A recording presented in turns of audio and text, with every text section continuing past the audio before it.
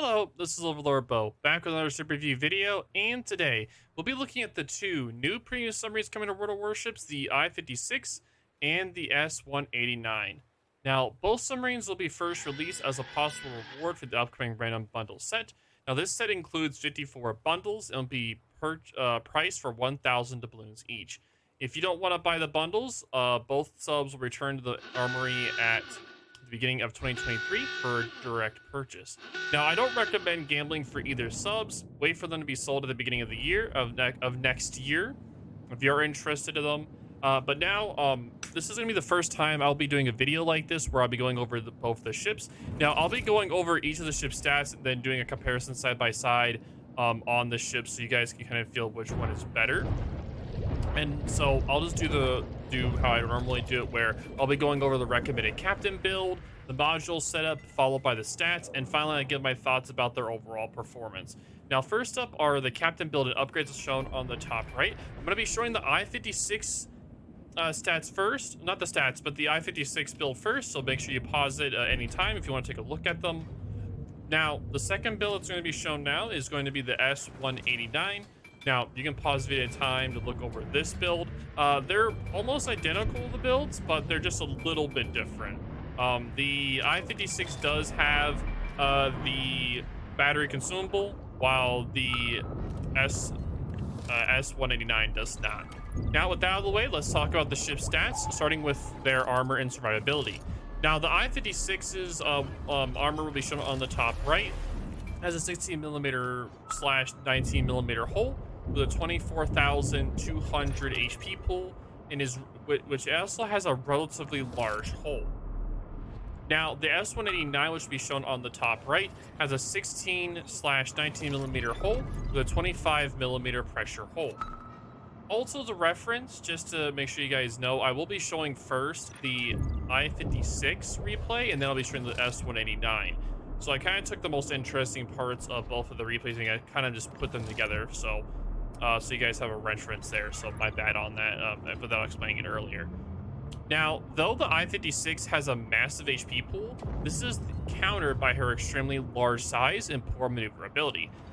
Being easy to hit is not a good thing in subs, and even I-56's HP pool will quickly dwindle under constant depth charge attacks.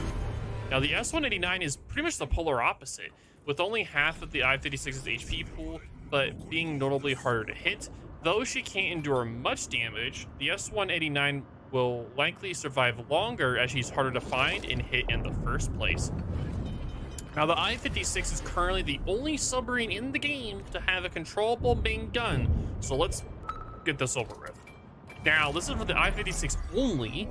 It has one main armament, which is one single 140mm/40 gun, which has a 8.5 kilometer range and a 1.8 second base reload.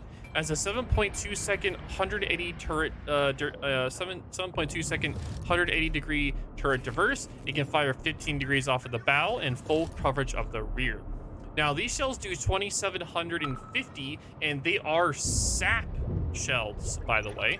And they have 39mm SAP pen with an 80 through 85 degree ricochet angle with a 92k SAP DPM. Now, it does have has elbing accuracy, and the dispersion will be shown on the top right for it. Now, though the I-56's gimmick is her single SAP gun, she will almost never use it outside of training rooms.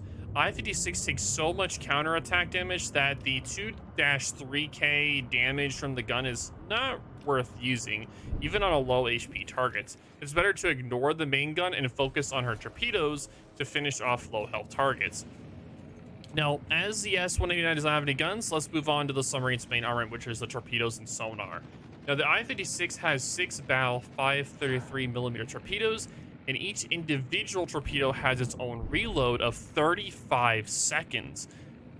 Now, it does take 5 seconds to switch between torpedo types.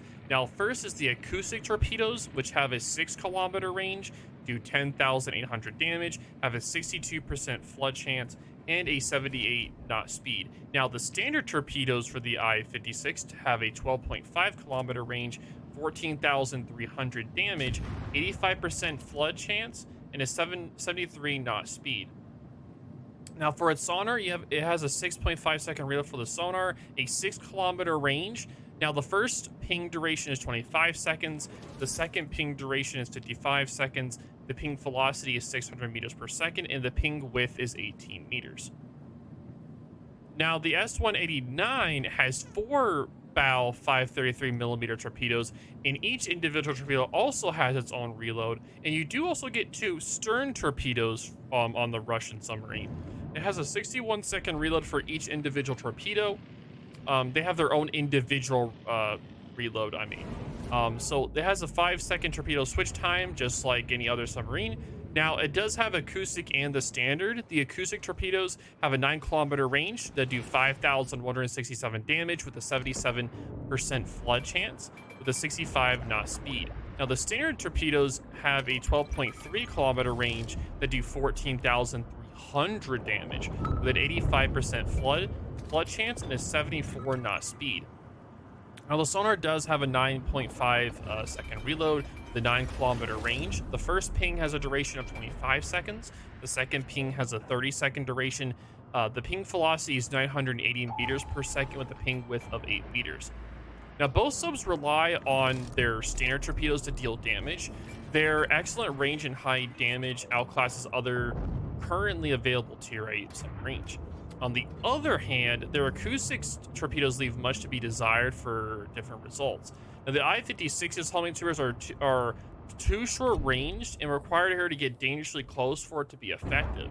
So pretty much they're only effective if someone is coming right at you, and you can kind of just nuke somebody if they do kind of rush at you.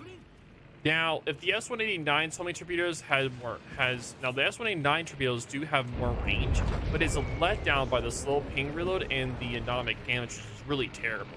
So avoid using them unless there's no other option.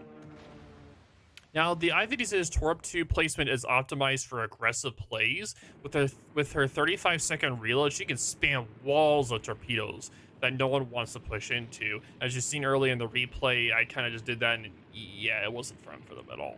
Now, however, this does mean she lacks any defense. If something gets behind her, and no, her rear deck gun doesn't count as defense. Also, keep in mind her standard torps can.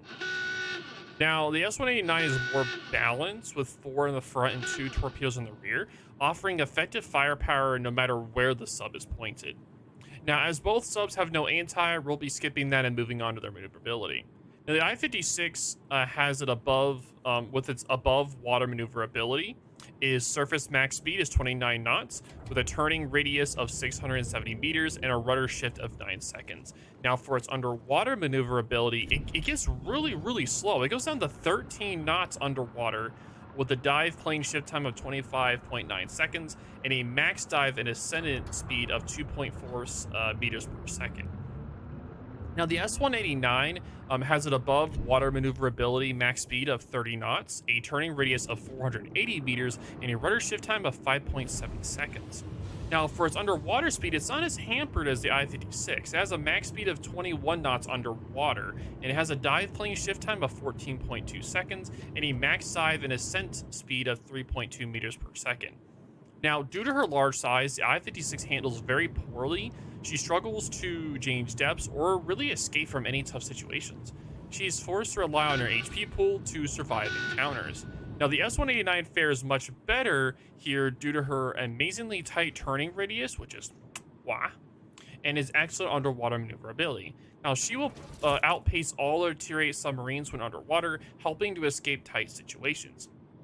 Now, with maneuverability out of the way, moving on to concealment. Now, the I-56's concealment on the surface is 7.1 kilometer base, and aerial and underwater detection of 2.6 kilometer base. Now, take note of that. This is the first submarine when underwater or aerial is above 2 kilometers. The rest of them are always at 2 kilometers, but now it's 2.6 for the I-56. So that is the first for submarines, just taking note of that. Now, the S-189 does have a surface protection of 5.5 kilometers, and then it has an aerial and underwater detection of 2 kilometers. And of course, you cannot build into these either. The S-189's concealment is quite competitive, almost on par with the best DD she can face. Combined with her excellent underwater detection range and extended dive capacity, the S-181 will prove difficult to find. On the other hand, the I-56 fares horribly in the detection department, as most DDs will outspot her. Now, on the other hand, she is forced to sit at range to spam her torpedoes. Or if you get lucky, someone's just yelling at you, you can just spam torps in their face and you'll kill them somehow. I don't know. Yeah, it'll be fun. Now, next up is their dive capacity. The I-56 has a maximum dive time of 120 seconds, a recharge rate of 2 seconds while surfaced. Now, the S-189 has a maximum dive time of 250 seconds with a recharge rate of 0.8 while surfaced. Again, these subs are polar opposites. I-56 has the lowest dive capacity of all the Tier A submarines. 2 minutes is not long enough to safely sit near enemies, and if I-56 is forced to surface prematurely, even her large HP pool may not be enough to save her. Now, the S-181 has one of the longest dive times of the Tier A submarines, being more than sufficient to get close and shotgun a ship in the face and run away. However, it does take a while to recharge the battery, so avoid wasting dive time whenever possible. Now, for the consumables, the I-56 has a standard submarine damage control party with a 15-second immunity period and a 60-second reload time. While the S-189 also has the same, they pretty much have the same DCP, so the same standard submarine standard control party with a 15-second immunity period and a 60-second reload. So we're just going to take note of that there. Now, they do also get the standard hydrophone, which highlights the enemy positions entering within range and does not track moving targets. So it shows up in front of you like a little gray area, and then on the mini map, it also blip where they're at as well. Now, both of them get 7-kilometer range for this, a 30-second action time, and an 80-second reload. Now, for the submarine surveillance, it has a 9-kilometer detection range for detect submarine only, and a 60-second active time and an 80-second reload time, and that is only for the S-189. The I-56 does not get the submarine surveillance, by the way, which is really weird. The S-189 doesn't, the I-56 does not get the submarine surveillance, while the S-189 does. But the I-56 also gets the standard reserve battery, which is quite interesting. And the I-56 does get 2 charges base with a 30-second active time and a 90-second active time. So let's just get out of the way. Now, let's go. Now, with that out of the way, now let's go over the overall performance and if I recommend either ship. Now, for overall impressions, the skill floor, I think the I-56 is above average for its skill floor, and the S-189 is below average. And the skill ceiling is below average or average for the I-56, and for the S-189, I say it's about average. Now, looking at the I-56, will be the first IJN submarine to debut in WoWs. Unfortunately, the IJN starts off on the wrong note by delivering a dud of a ship. Though she is nominally a sub, her short dive time and poor underwater maneuverability forces her to play like a torpedo DD. She can get close against lone targets, but walking to a group of enemies is suicide. Instead, she likes to sit 8 through 10 kilometers away, sending constant waves of standard torps at her enemies. Now, DDs are her biggest threat as they can outmaneuver her torpedoes and outweight her dive capacity. Now, her deck gun is more of a moral booster than a real threat against DDs. Now, overall, this leads to a boring long-range torpedo spam playstyle similar to other IJN DDs. She'll have games where her torpedo spam will sink entire teams, but will have many other games where she watches helplessly as she is zoned out by enemy DDs. Now, as you saw earlier in the replays of the I-56, I was able to I had enemies pushing at me, so I was able to use the homing torpedoes to kind of just the 32-second reload is just insane. It's so fast. You just keep spamming out torpedoes over and over and over and over again, and there really isn't much they can do. And that's why I was saying that the I-56 is more of a higher skill level submarine for that particular reason, because if you're able to put yourself in a position where people are pushing you, they're going to suffer. Also, one thing to note that I didn't really cover too much on, the I-56, it doesn't have a submarine hydroacoustic, so it cannot hunt other submarines. So that's why I was also saying it was a higher skill level ship, because you can't counter other enemy submarines in the I-56 unless they're on the surface, of course. I just want to reference that, but I find it kind of dumb that a submarine can't hunt another submarine, but the the Russian submarine can. The S-189 can, but the I-56 can't. So I just wanted to put that out there.